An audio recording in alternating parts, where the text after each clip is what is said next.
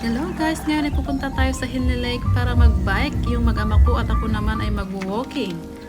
At nandito na nga tayo. Ayan, kung makikita nyo guys, yan, lilibutin namin yan.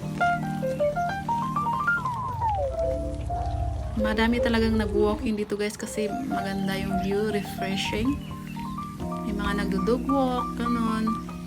Ayan, nandito na tayo sa may kalagitnaan.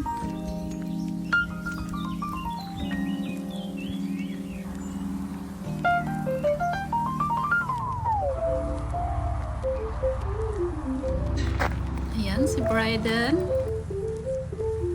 Daming pato talaga dito. After almost an hour, ayan, nakabalik na kami sa aming sasakyan.